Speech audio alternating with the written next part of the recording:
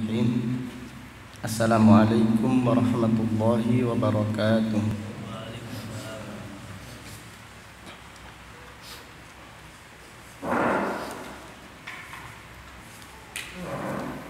Innal hamdalillah nahmaduhu wa nasta'inuhu wa nastaghfiruh wa na'udzu billahi min syururi anfusina wa min sayyiati a'malina. May yahdihillahu fala mudilla lahu wa may yudlil fala hadiya lahu. Wa ashhadu an la ilaha illallah wahdahu la syarika lahu wa ashhadu anna Muhammadan abduhu wa rasuluh. Amma ba'du fa inna asdaqal hadisi kitabullah wa khairal hadi hadi Muhammadin sallallahu alaihi wasallam wa syarrul umuri muhdatsatuha wa kullu muhdatsatin bid'ah wa kullu bid'atin dhalalah wa kullu dhalalatin finnar. Alhamdulillah, pada siang yang berbahagia ini, yaitu hari Sabtu tanggal 17 bulan Muharram tahun 1442 Hijriah, dengan izin Allah Subhanahu wa taala kita melanjutkan kembali kajian tafsir Al-Qur'an yang kita pelajari dari kitab Taisirul Karimir Rahman fi Tafsiri Kalamil Mannan yang ditulis oleh Fadilatul Syekh Abdurrahman Ibnu Nasir Ibni Abdullah As-Sa'di, ulama besar kaum muslimin yang dilahirkan pada tahun 1307 Hijriah dan meninggal dunia pada tahun 1376 Hijriah, rahimahullahu ta'ala rahmatan wasi'ah. Pada kesempatan yang berbahagia ini kita akan mempelajari tafsir surat Al-Baqarah ayat 49 sampai dengan ayat 53. Surat Al-Baqarah ayat 49 sampai dengan ayat 53. A'udzu billahi minasy syaithanir rajim. Wa idh najjaynakum min ali fir'auna yasumunakum su'al 'adzab yudabbihuna abna'akum wa yastahyuna nisa'akum wa fi dhalikum bala'un min rabbikum 'azim. Wa idh faraqna bikumul bahra فأنجيناكم وأغرقنا آل فرعون وأنتم تنظرون. وإذ واعدنا موسى 40 ليلة ثم اتخذتم العجل من بعده وأنتم ظالمون. ثم عفونا عنكم من بعد ذلك لعلكم تشكرون. وإذ آتينا موسى الكتاب والفرقان لعلكم تهتدون. Allah Subhanahu wa taala berfirman, "Wa id najjaynakum," dan ingatlah ketika kami menyelamatkan kalian, wahai Bani Israel, min ali Fir'aun, dari siksaan keluarga Fir'aun, yasumunakum su'al adab, tatkala mereka menghinakan kalian dan menyiksa kalian dengan siksa yang pedih. Yudabbihuna abna'akum, mereka menyembelih anak-anak laki-laki kalian, yaitu anak laki-laki dari kalangan Bani Israel disembelih oleh Fir'aun dan keluarganya. Wa yastahyuna nisa'akum,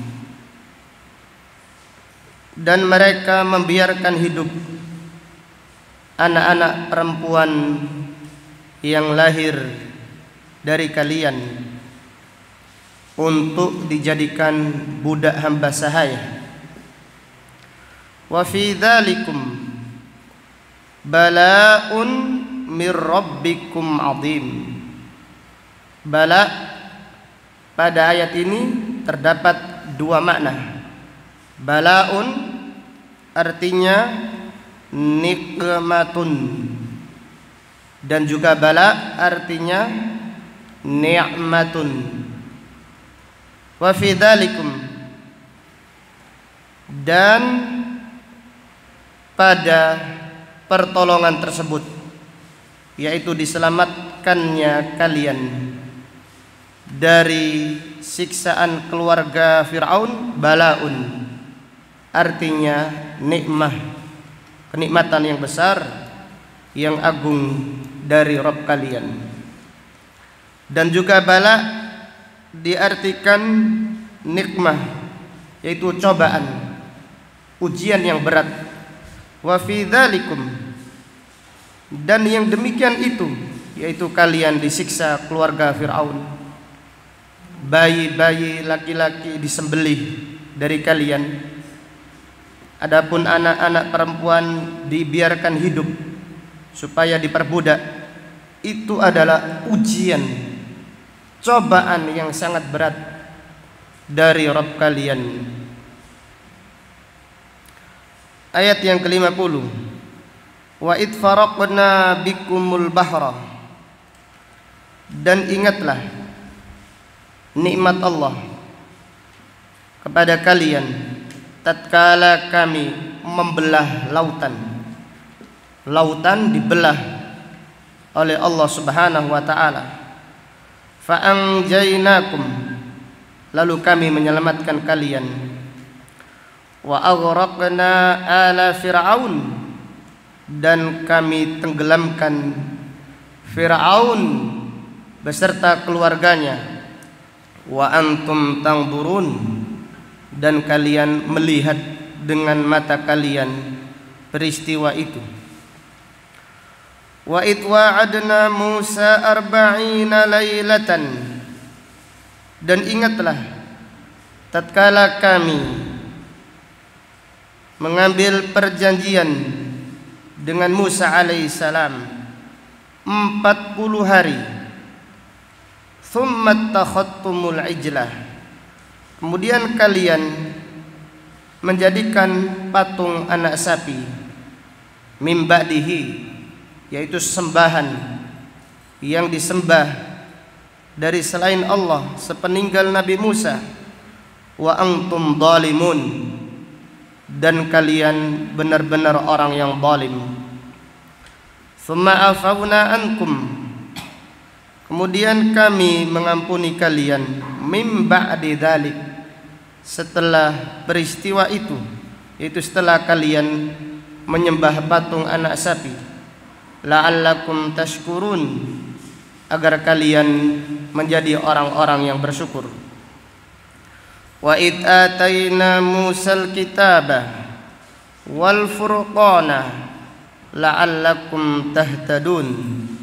Dan ingatlah tatkala kami memberikan kepada Nabi Musa alaihissalam Alkitab, yaitu At-Taurah, wal Furqanah, dan pembeda. Yang dimaksud adalah sifat dari Taurat, yaitu membedakan antara yang hak dan antara yang batil. La'allakum tahtadun, agar kalian menjadi orang-orang yang mendapatkan petunjuk.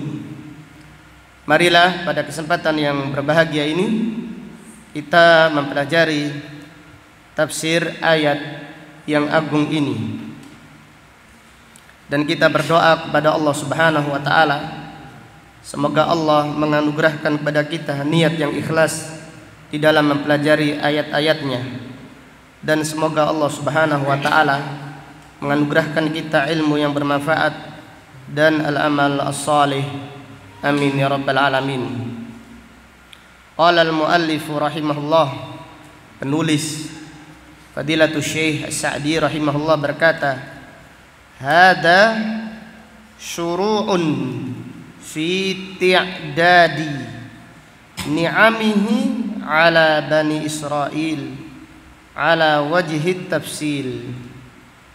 Ayat ini adalah penjelasan tentang kenikmatan yang Allah berikan kepada Bani Israel secara terperinci. Jadi pada ayat-ayat sebelumnya disebutkan kenikmatan Allah Subhanahu wa taala kepada Bani Israel secara umum. Kemudian pada ayat ini dan ayat-ayat berikutnya disebutkan kenikmatan-kenikmatan Allah kepada Bani Israel secara terperinci. Faqala, Allah Subhanahu wa taala berfirman, wa id najjaynakum min ali fir'aun. Dan ingatlah ketika kami menyelamatkan kalian dari keluarga besar Fir'aun, ay min fir'auna wa malaihi wa junudihi, artinya dari Fir'aun, dari pembesar-pembesar kerajaan Fir'aun, dan dari tentara-tentara Fir'aun. Allah Subhanahu wa taala menyelamatkan Bani Israel dari kejahatan dan dari kezaliman keluarga besar Fir'aun. Dan peristiwa itu terjadi pada bulan apa? Pada bulan Al-Muharram, yaitu lebih tepat lagi pada hari Asyura. Pada hari Asyura, di mana orang-orang Yahudi berpuasa pada hari tersebut. Maka Nabi SAW bersabda, nahnu ahaqqu bi Musa minkum.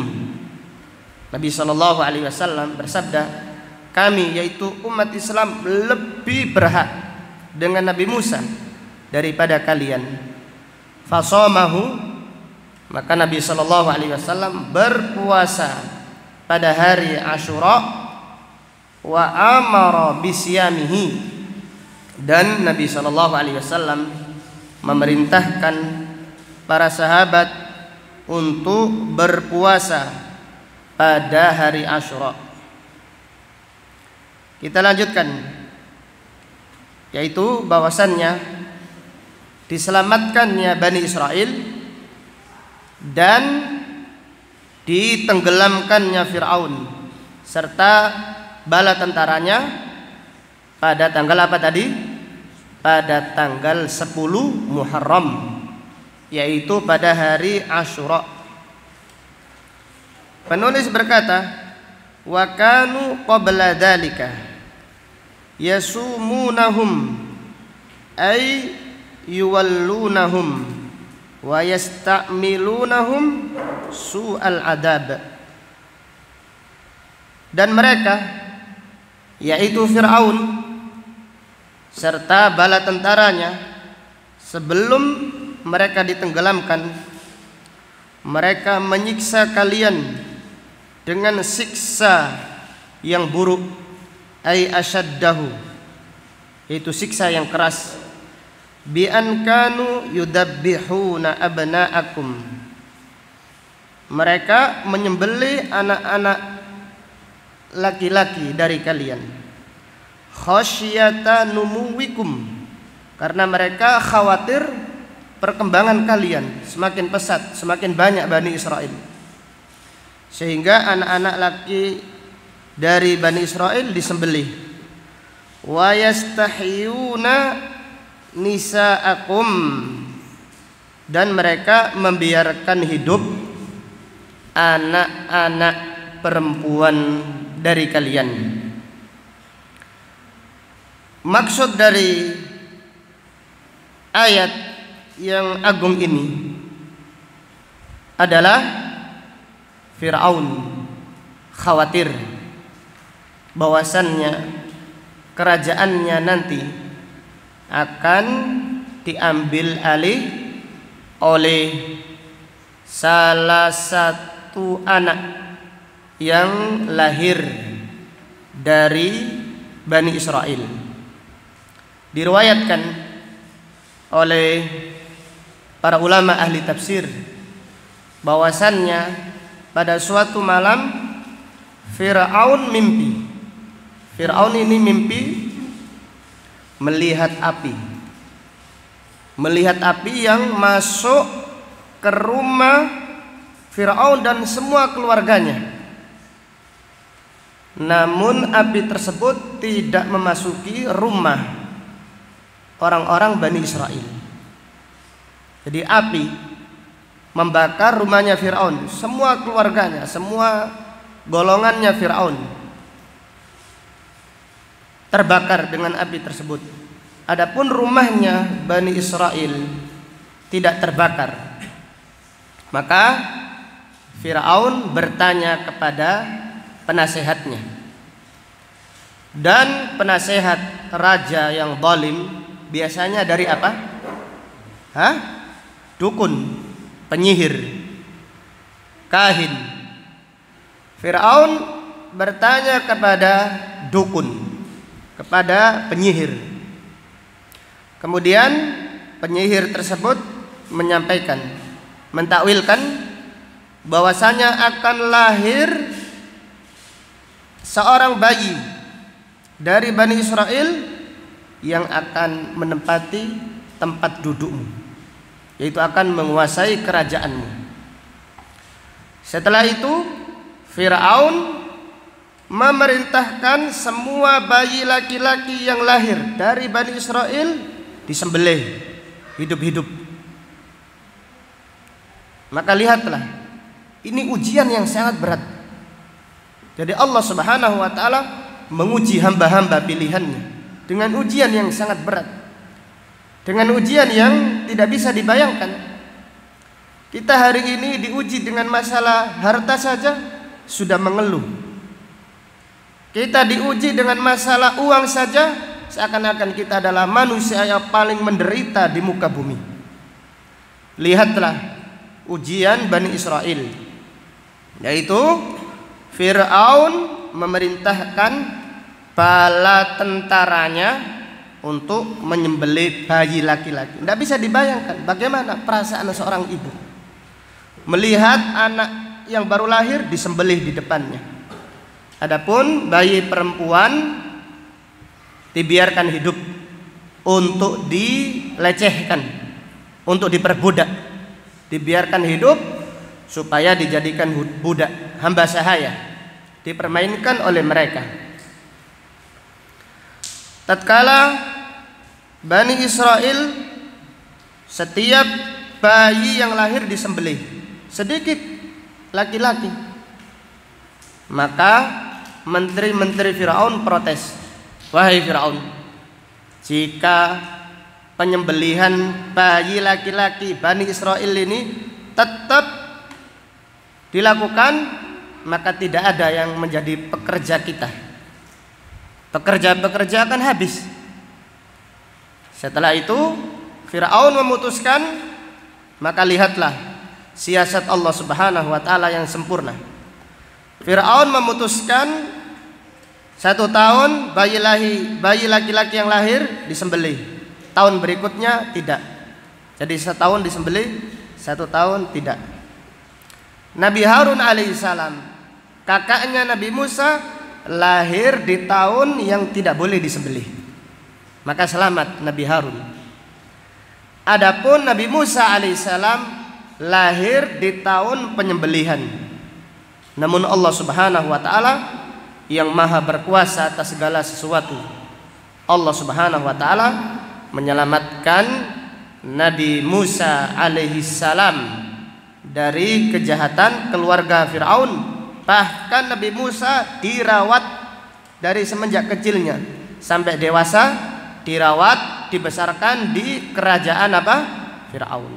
Insyaallah pada ayat yang lain disebutkan seperti di dalam surat Thaha, surat Al-Qasas, tentang Nabi Musa alaihissalam ada dibesarkan di kerajaan istana Firaun. Lanjutan ayat.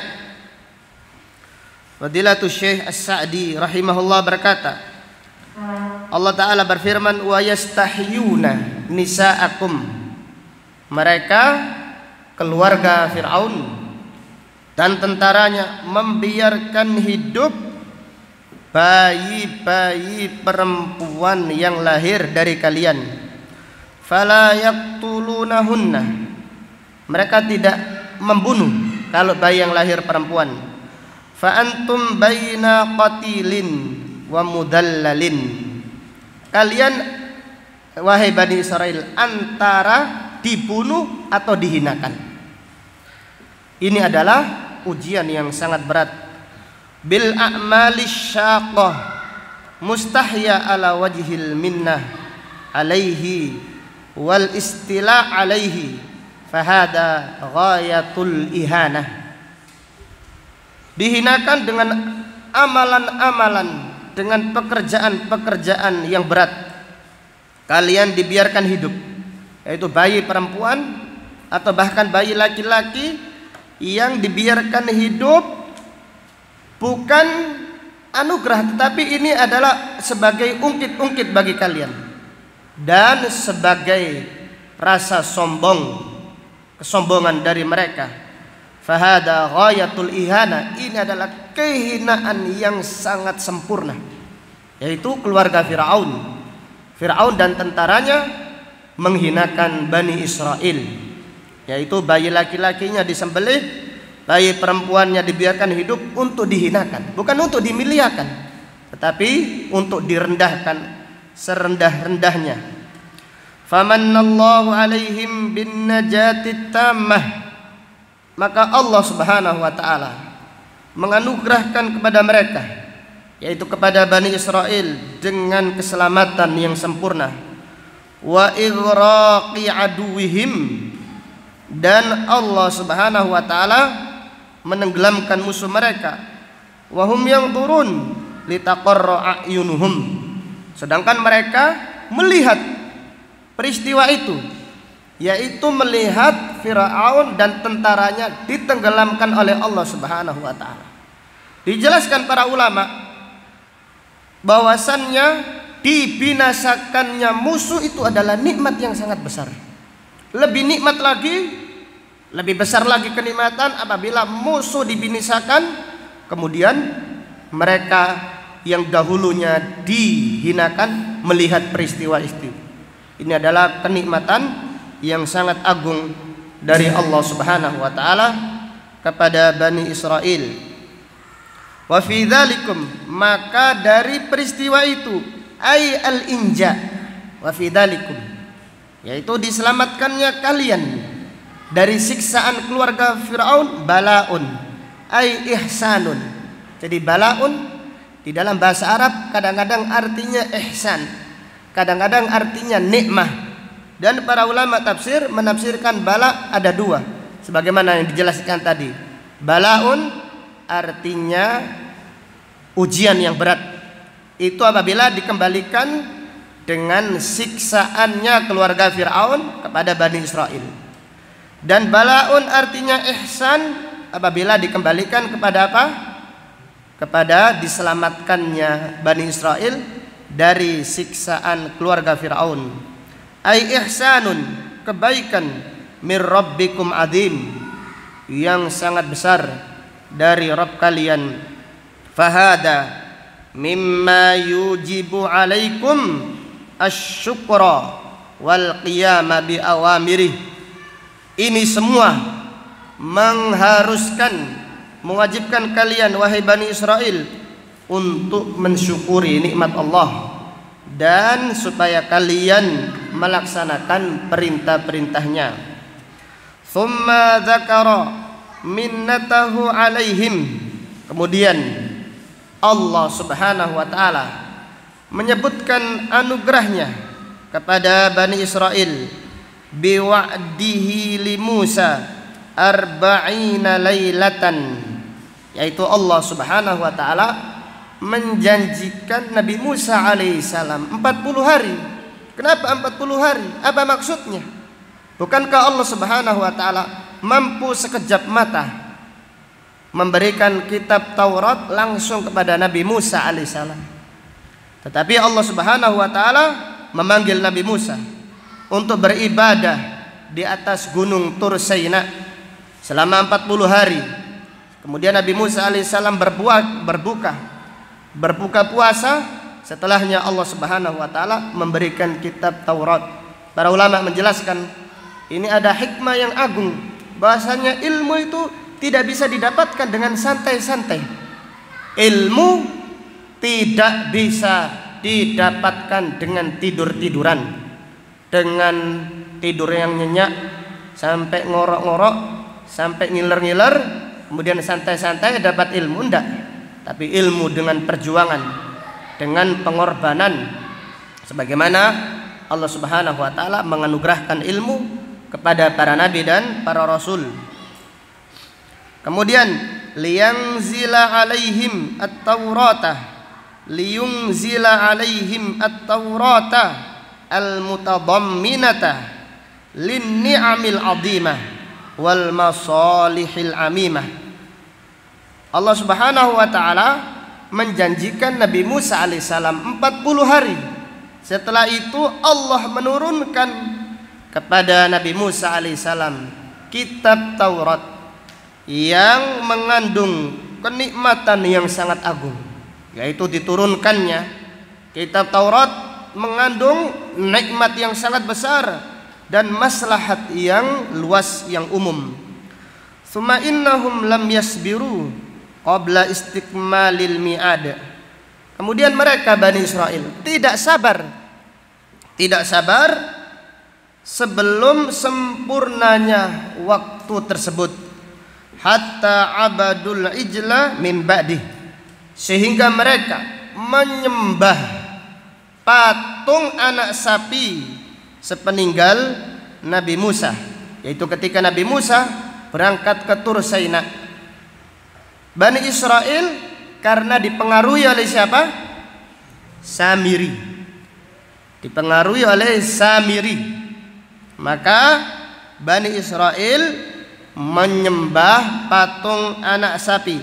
Mim ba'dihi ay dahabi, setelah Nabi Musa, artinya setelah ditinggal Nabi Musa alaihissalam pergi untuk menemui perjanjiannya, untuk mendatangi perjanjiannya dengan Allah Subhanahu wa taala. Wa antum zalimun, dan kalian wahai Bani Israel benar-benar orang-orang yang zalim. Alimuna bidzulmikum, kalian mengetahui kezaliman kalian. Qad qamat 'alaikumul hujjah, telah ditegakkan hujjah atas kalian. Fahuwa a'dhamu jurman wa akbaru itsman, dan dosa kalian menyembah patung anak sapi adalah kezaliman yang paling zalim, kejahatan yang paling jahat dan dosa yang paling besar.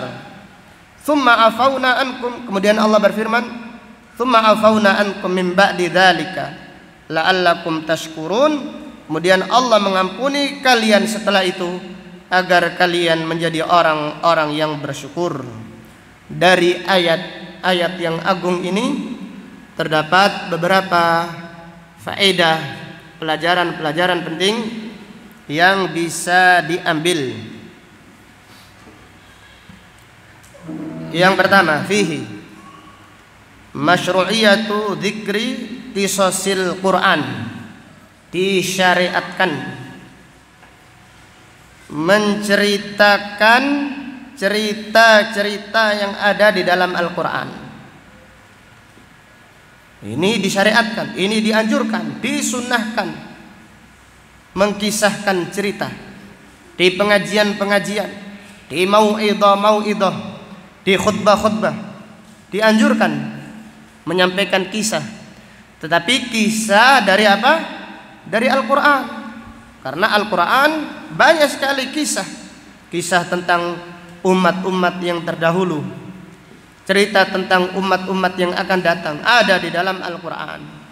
Maka sebaik-baik kisah yang diceritakan, sebaik-baik cerita yang disampaikan adalah kisah Al-Quran. Maka tentang kisah Nabi Yusuf alaihissalam, Allah berfirman, nahnu naqussu 'alaika ahsanal qasas, kami menceritakan kepadamu sebaik-baik cerita. Sebaik-baik kisah adalah kisah Al-Quran, bukan dongeng, bukan kisah orang taubat, bukan kisah orang-orang yang zuhud, bukan kisah ini, bukan kisah itu, tapi sebaik-baik cerita yang ada di dalam Al-Quran. Kemudian pelajaran berikutnya, fihi anna qisasul Quran tadhkuru anil firqataini. Kisah Al-Quran menceritakan dua kelompok. Anna qisasul Quran tadhkuru anil firqatain. Kisah Al-Quran menceritakan dua kelompok saja, tidak ada yang lain. Firqatun tudafi'u anit tauhid wa firqatun tuharibuh.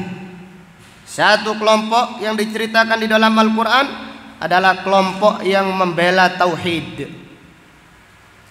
dan kelompok yang lain yang diceritakan di dalam Al-Quran adalah kelompok yang memusuhi tauhid. Semua cerita Al-Quran tentang tauhid. Tidak ada cerita di dalam Al-Quran cerita drama percintaan, tidak ada. Kayak sinetron apa itu? Drama mana itu? Kayak drama Korea, tidak ada. Kisah Al-Quran tidak ada. Pebisnis sukses diceritakan bisnisnya saja, tidak ada. Atau cerita apa? Cerita raja yang seperti apa? Seperti besar kekuasaannya, tidak ada. Cerita yang ada di dalam Al-Quran kisah anit tauhid, cerita tentang tauhid.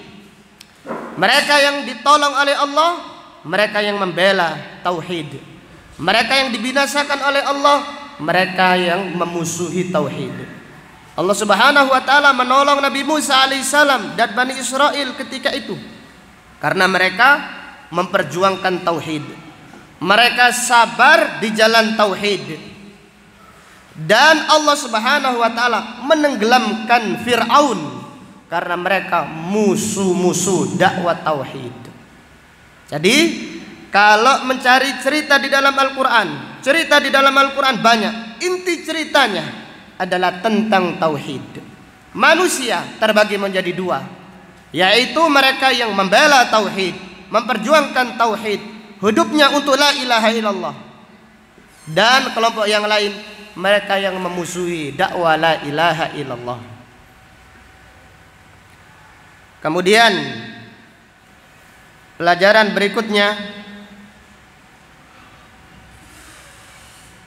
fihi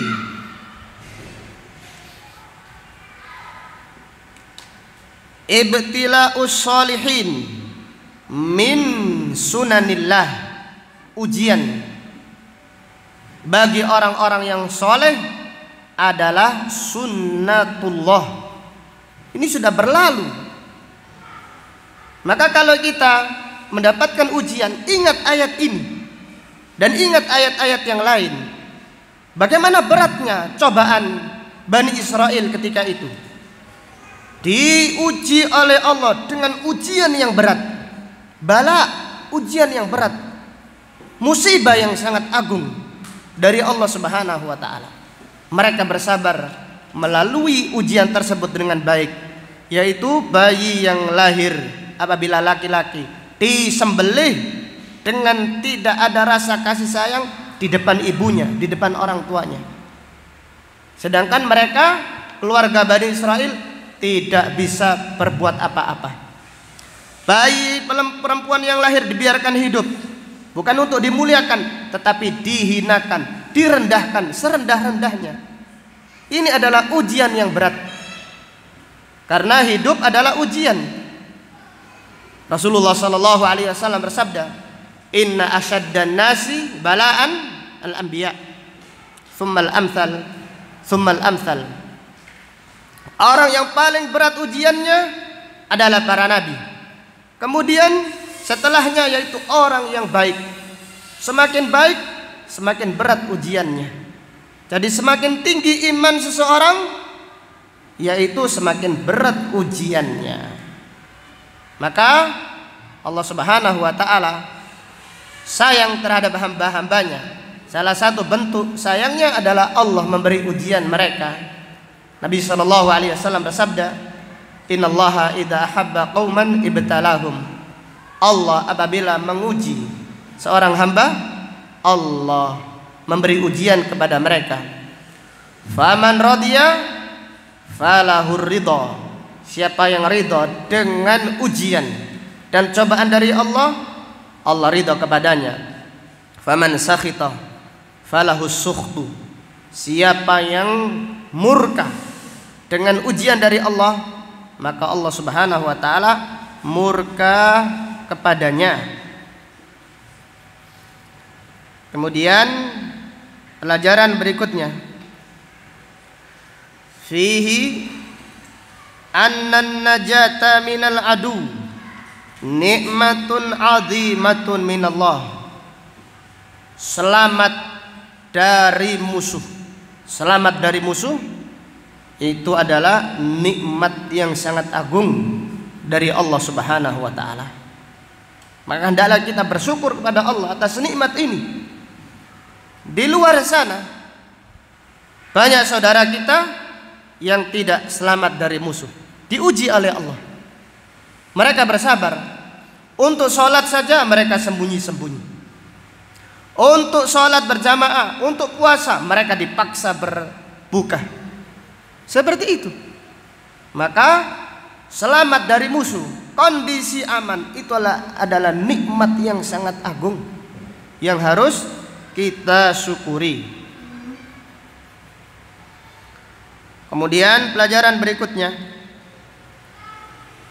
fihi tadhkirul abna nikmatan lil aba kay yashkuru. Tadhkirul abna, mengingatkan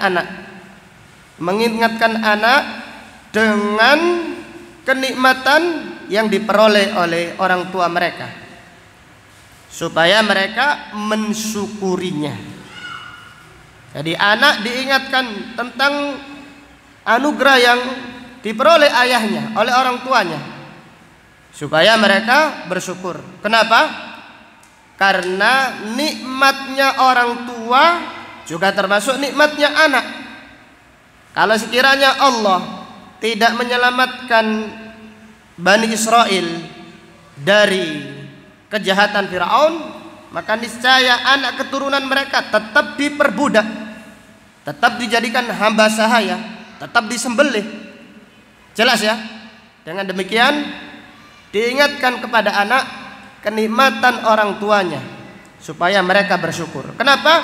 Karena nikmat untuk orang tua juga nikmat untuk anak. Jadi kita hendaklah bersyukur kalau orang tua kita agamanya Islam. Hendaklah kita bersyukur kalau orang tua kita itu orang tua yang ngaji. Bersyukur kepada Allah Subhanahu wa taala. Karena nikmat orang tua adalah kenikmatan untuk anaknya. Kemudian pelajaran berikutnya,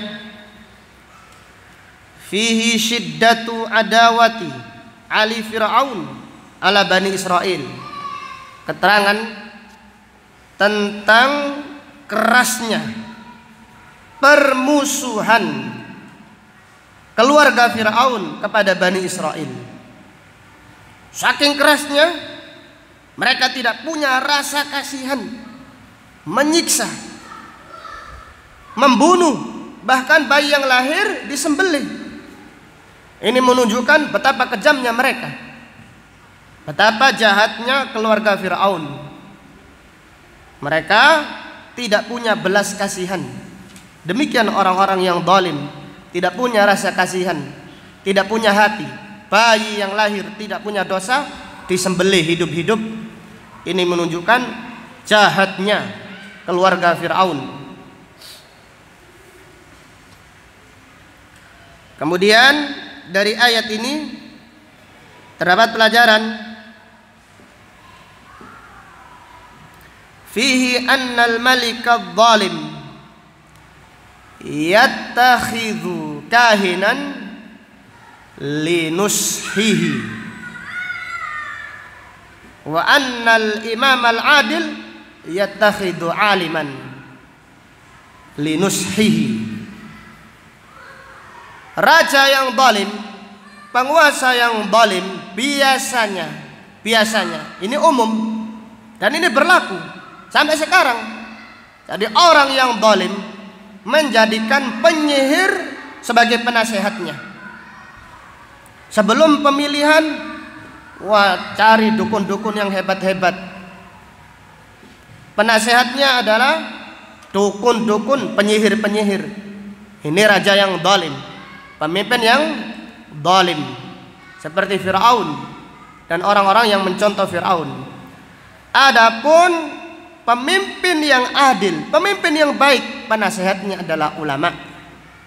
Pemimpin yang baik adalah pemimpin yang menjadikan penasehatnya adalah ulama, dinasehati dengan Al-Quran, dinasehati dengan hadis-hadis Rasulullah sallallahu alaihi wasallam.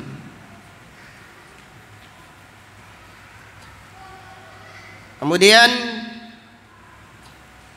dari ayat ini terdapat pelajaran, fihi bayanu kamali qudratillah ala kulli syai'. Keterangan tentang sempurnanya kekuasaan Allah atas segala sesuatu. Itu pada ayat ini Allah Subhanahu wa taala mampu membelah lautan yang airnya banyak dijadikan kering setelah itu. Bahkan disebutkan bahwasannya ketika itu lautan bukan terbelah menjadi dua, tetapi terbelah menjadi beberapa bagian. Menjadi berapa? Menjadi berapa? 12. Yaitu menjadi 12 jalan. Allah Subhanahu wa taala menceritakan wa kana kullu firqin qataudil azim. Setiap bagian air itu seperti gunung yang besar. Jadi Bani Israel berjalan di jalan yang ada di dasar laut tersebut. Kering, tidak ada beceknya sama sekali. Allahu Akbar. Allah Maha berkuasa atas segala sesuatu. Ini menunjukkan sempurnanya kekuasaan Allah Subhanahu wa taala. Kemudian dari ayat ini terdapat pelajaran. Syekh Utsaimin rahimahullah berkata, "Ma min ayatin sabaqat li rasulin illa li rasulina sallallahu alaihi wasallam mithluha lahu aw li ummati. Ma min ayatin, tidak ada mukjizat yang Allah berikan kepada seorang rasul kecuali Allah berikan kepada Nabi Muhammad sallallahu alaihi wasallam atau kepada umatnya. Dijelaskan oleh para ulama bahwasannya apabila Nabi Musa alaihissalam dengan izin Allah membelah apa? Lautan. Maka Nabi sallallahu alaihi wasallam membelah apa? Bulan. Allah Subhanahu wa taala berfirman, "Iqtarabatis sa'atu wansyaqqal qamar." Hari kiamat telah dekat. Bulan terbelah menjadi dua. Ini menunjukkan faedah, tidaklah Allah memberikan mukjizat kepada nabi sebelumnya kecuali Allah berikan kepada Nabi Muhammad sallallahu alaihi wasallam. Syekh Utsaimin menambahkan, tidaklah Allah memberikan karamah kepada umat yang terdahulu, melainkan umat ini diberi karamah juga yang lebih. Syekh Utsaimin menjelaskan, apabila Bani Israel melewati jalan yang ada di dasar lautan, maka para sahabat Nabi radhiyallahu anhum pernah diriwayatkan berjalan di atas laut. Allahu Akbar. Jadi tidaklah Allah memberikan karamah kepada umat yang terdahulu, melainkan Allah berikan kepada umat ini. Tidaklah Allah memberikan mukjizat kepada nabi-nabi yang terdahulu, kecuali Allah berikan juga kepada Nabi Muhammad sallallahu alaihi wasallam. Kemudian pelajaran berikutnya, fihi an-nadharu ila halakil adu min nikmatillahi ta'ala. Melihat dengan mata, yaitu melihat dibinasakannya musuh, itu adalah anugerah dari Allah Subhanahu wa taala. Dijelaskan oleh Syekh Utsaimin rahimahullah, ditenggelamkannya musuh itu sudah nikmat yang sangat besar. Lebih-lebih ketika musuh tenggelam, mereka melihat dengan mata mereka. Ini adalah kenikmatan yang sangat agung. Maka Allah Subhanahu wa taala berfirman, qatiluhum yu'adzibhumullahu biaidikum wa yukhzihim wa yansurkum alaihim wa yashfi sudura qaumin mu'minin wa yudhib ghaidha qulubihim wa yatubullahu ala may yasha wallahu alimun hakim. Perangilah mereka supaya Allah menyiksa mereka dengan tangan-tangan kalian. Yu'adzibhumullahu biaidikum wa yukhzihim, agar Allah menghinakan mereka. Wa yashfi sudura qaumin mu'minin, dan agar Allah wa yashfi, menyembuhkan sakit-sakit yang ada di dada orang-orang yang beriman. Wa yudhib ghaidha qulubihim, dan Allah menghilangkan kemarahan mereka. Yang demikian itu lihatlah Bani Israel disiksa Fir'aun. Ini adalah ujian yang sangat berat. Kemudian Allah perlihatkan kepada mereka Fir'aun ditenggelamkan oleh Allah Subhanahu wa ta'ala. Kemudian pelajaran berikutnya dari ayat yang mulia ini, terdapat pelajaran annal insana qad yasbiru fi halati dha'f wa la yasbiru fi halatil aman. Jadi kadang-kadang manusia itu sabar ketika ditindas lemah, sabar. Tapi dalam keadaan aman mereka tidak sabar. Dari mana kita mengambil pelajaran ini? Yaitu lihatlah Bani Israel ditindas Fir'aun, sabar. Ditindas Fir'aun, tetap istiqamah di atas tauhid. Ketika Fir'aun sudah tenggelam, kok malah menyembah patung anak sapi. Dengan demikian, kadang-kadang orang itu sabar di saat dia itu lemah, di saat dia itu kondisi susah, sabar. Tetapi dalam kondisi senang, dalam kondisi aman, mereka tidak sabar. Ini menunjukkan faedah yang lain, segeralah bertaubat kepada Allah, kembali ke jalan Allah dalam kondisi apapun. Sebagian ada mengatakan, nanti kalau saya pensiun, saya fokus ngaji. Ketika pensiun, ekonomi tambah munting, malah gak ngaji-ngaji. Betul apa enggak? Jadi kondisi apapun, hendaklah segera kembali ke jalan Allah. Jangan tunggu, ini nanti, saufa, nanti. At-taswifu minasyaitan. Nanti itu adalah bisikan dari siapa? Dari syaitan. Kemudian pelajaran dari Al-Imam Ibnu Katsir, fihi awwalu khaufir rijal minan nisa yarji'u ila gharqi ali fir'aun. Takutnya suami kepada istri. Jadi suami takut kepada istri sejarah ini. Yang pertama kali kembali kepada tenggelamnya Fir'aun. Suami takut istri pertama kali itu kapan? Suami takut istri itu tidak ada sebenarnya. Awal mula suami takut istri, sejarah tercatat mencatat bahwasanya awal mula suami takut istri setelah tenggelamnya Fir'aun. Kenapa? Karena setelah itu di Mesir tidak ada laki-laki. Terus perempuan siapa yang menikahi? Akhirnya menikah dengan budak hamba sahaya. Jelas ya? Sehingga budak ya tetap budak. Suami takut sama apa? Istri. Jelas ya?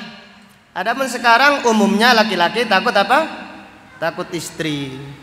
Illa man rahimallah, kecuali siapa yang dirahmati oleh Allah Subhanahu wa taala.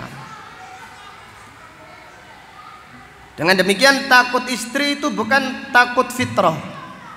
Jelas ya?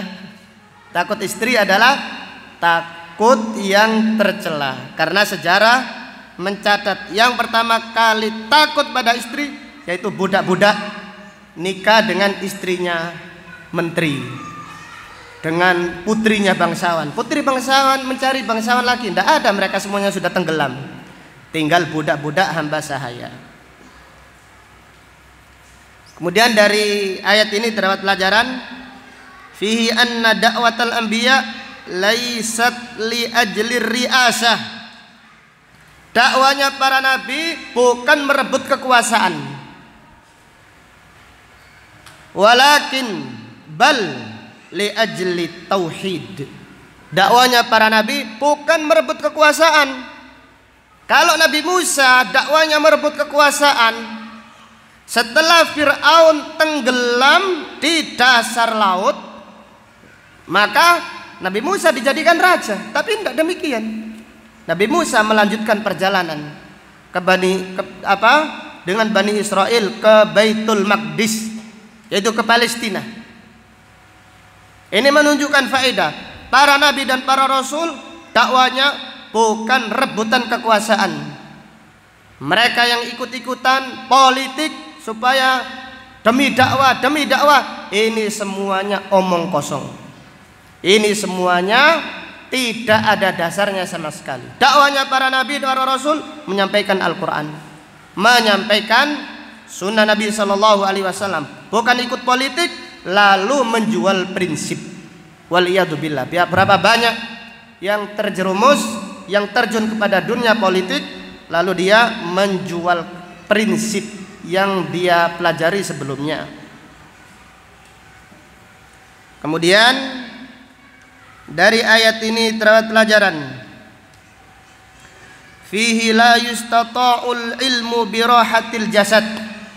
Ilmu itu tidak diperoleh dengan santai-santai, tidak mau capek, tidak mau menghafal, tidak mau memahami, tidak mau mencari ilmu, menuntut ilmu, lalu sudah ujung-ujung jadi ulama besar. Ini mimpi seperti apa?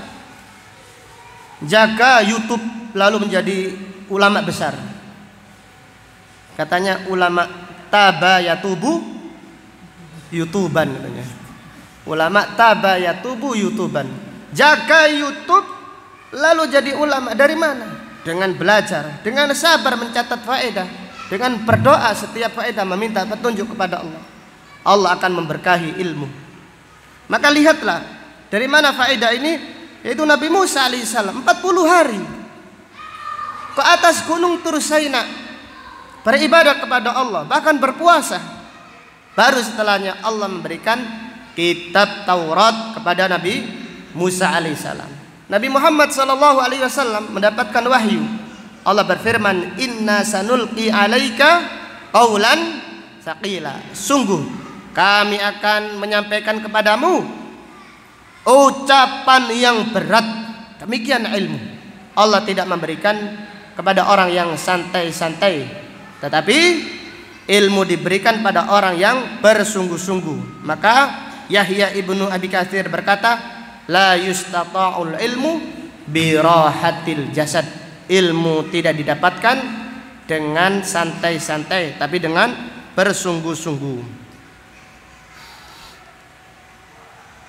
Kemudian pelajaran berikutnya, fihi inzalullahi al-kutuba linnas min akbarin ni'am. Dari ayat ini terdapat pelajaran Allah Subhanahu wa taala ketika menurunkan, jadi Allah Subhanahu wa taala menurunkan kitab suci kepada manusia. Ini adalah kenikmatan yang terbesar.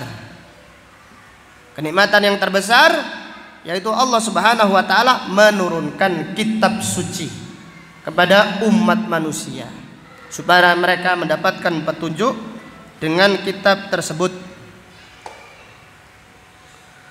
Kemudian pelajaran berikutnya, fihi man aradal hidayah. Syekh Utsaimin rahimahullah berkata, man aradal hidayah falyatlubha minal kutubil munazzalati minas sama'. Siapa yang ingin petunjuk, hendaklah dia mencarinya dari kitab yang diturunkan dari langit. Siapa yang ingin petunjuk, hendaklah dia mencari petunjuk dari kitab suci yang turun dari langit, yaitu dari Al-Quran dan dari sunnah Nabi Sallallahu Alaihi Wasallam. Bukan dari kisahnya tukang ceritanya orang-orang yang zuhud, tukang orang-orang sufi dan seterusnya. Maka Syekh Utsaimin rahimahullah mengingkari nasihat dengan cerita. Ini menyelisih sunnah. Kelihatannya disukai, tapi ini menyelisih sunnah. Yang membekas itu adalah Al-Quran, petunjuk di tangan Allah. Sampaikan Al-Quran, diterima alhamdulillah. Dan terima, kita sudah menyampaikan hujjah. Tidak ada yang lebih baik daripada Al-Quran. Tidak ada petunjuk yang lebih baik daripada sunnah Rasulullah sallallahu alaihi wasallam. Dari ayat ini terdapat pelajaran, fihi baqaul ulama baqaud din wa dahabuhum dahabuddin. Adanya ulama berarti agama dijaga oleh Allah. Tetapi kalau ulama tidak ada, agama akan lenyap. Maka lihatlah Bani Israel ketika Nabi Musa alaihissalam ada, mereka istiqamah. Ketika Nabi Musa alaihissalam pergi, mereka menyimpang dari jalan yang benar. Maka Nabi Shallallahu Alaihi Wasallam bersabda tentang beratnya musibah kematian ulama. Rasulullah Shallallahu Alaihi Wasallam bersabda, Innallaha la yantazi'ul ilma intiza'an min suduril ibad. Allah tidak mencabut ilmu dari dada-dada hambanya, walakin yaqbidul ilma biqabdil ulama. Tetapi Allah Subhanahu wa taala mencabut ilmu dengan matinya seorang ulama. Hatta idza lam yubqi aliman, sehingga apabila di sebuah negeri, sebuah wilayah tidak ada seorang yang berilmu, ittakhadhan nasu ru'usan juhalan. Manusia, masyarakat menjadikan imamnya orang-orang yang bodoh. Fasu'ilu, mereka ditanya, fa'aftau bighairi ilm, mereka pun berfatwa tanpa ilmu. Fadallu wa adallu, maka mereka sesat dan menyesatkan. Maka adanya ulama, adanya amar ma'ruf dan nahi mungkar, berarti agama dijaga oleh Allah Subhanahu wa taala. Tetapi apabila tidak ada seorang yang berilmu, tidak ada amar ma'ruf dan tidak ada nahi mungkar, maka di saat itu pula hilangnya agama dan hilangnya ilmu. Kemudian pelajaran berikutnya, fihi al-amru bis-sabat inda mautil ulama, perintah untuk istiqamah di saat matinya seorang ulama. Jadi jangan terpengaruh dengan kondisi umumnya manusia, tetapi peganglah petunjuk tersebut adanya ulama atau dengan meninggalnya mereka. Maka Allah Subhanahu wa taala berfirman kepada para sahabat di hari kematian Nabi sallallahu alaihi wasallam, tentang hari kematian Nabi sallallahu alaihi wasallam. Surat Ali Imran ayat 144, "Wa ma Muhammadun illa rasul qad khalat min qablihi rusul." Dan tidaklah Muhammad sallallahu alaihi wasallam melainkan hanya seorang rasul, telah berlalu nabi-nabi dan rasul-rasul sebelumnya. Afa immata, apakah jika Muhammad sallallahu alaihi wasallam meninggal dunia, au qutila atau dia terbunuh, in qalabtum ala aqabikum, kalian kembali murtad ke belakang. Wa may yanqalib ala aqibaihi, siapa yang kembali ke belakang, fala yadurrallaha syai'a, tidak membahayakan Allah sedikit pun. Wa sayajzillahu syakirin, dan Allah akan memberi balasan yang baik kepada orang-orang yang bersyukur. Ayat ini terdapat keterangan biasanya umumnya dengan kematian seorang nabi atau seorang ulama akan terjadi musibah, yaitu orang-orang kembali kepada kemaksiatan, kembali kepada kekufuran. Maka Allah Subhanahu wa taala mengingatkan para sahabat untuk istiqamah di hari kematian Nabi Muhammad sallallahu alaihi wasallam. Maka Abu Bakar As-Siddiq berkhutbah memerintahkan para sahabat, menganjurkan para sahabat untuk istiqamah. Abu Bakar As-Siddiq berkhutbah, "Ayuhan nas, wahai manusia, man kana ya'budu Muhammadan fa inna Muhammadan qad mat." Siapa yang menyembah Muhammad, Muhammad sekarang sudah meninggal dunia. Wa man kana ya'budullaha fa innallaha hayyun la yamut. Siapa yang menyembah Allah, maka Allah maha hidup yang tidak akan meninggal dunia. Maka istiqamalah di atas tauhid, di atas petunjuk Nabi Muhammad sallallahu alaihi wasallam. Kemudian dari ayat ini terdapat pelajaran fihi anna syirka a'dhamu dzulm, bahwasanya syirik adalah kezaliman yang paling zalim, kejahatan yang paling jahat. Maka Allah berfirman tentang Bani Israel yang menyembah patung anak sapi, wa antum zalimun, kalian itu zalim, benar-benar jahat.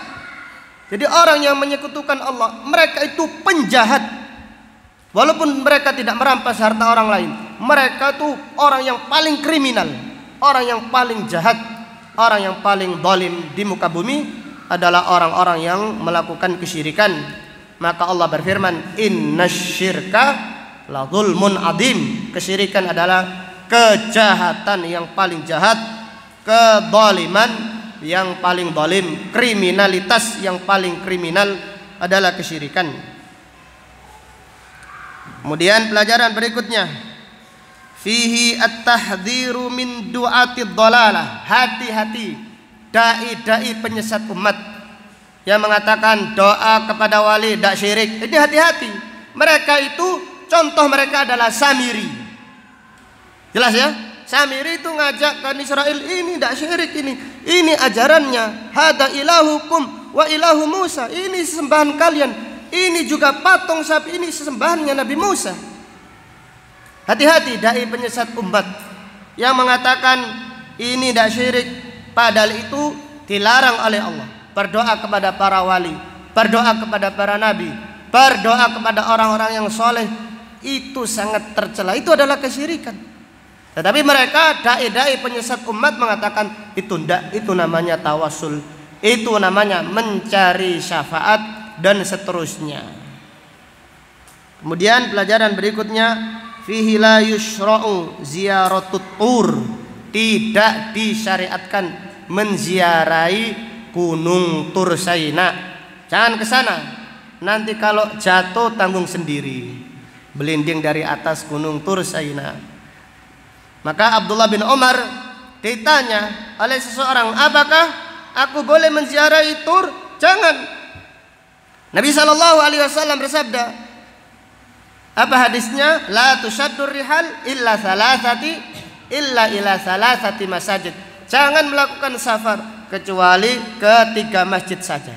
Safar tujuannya ibadah, yaitu Masjidil Haram, Masjid Nabawi, dan masjid apa? Masjidil Aqsa. Tidak pula disyariatkan ziarah ke Gunung Tur Saina. Tidak pula disyariatkan menziarahi kuburan Ashabul Kahfi. Demikian pula kuburan Wali Songo dan wali-wali yang lain. Wallahu taala a'lam bisawab.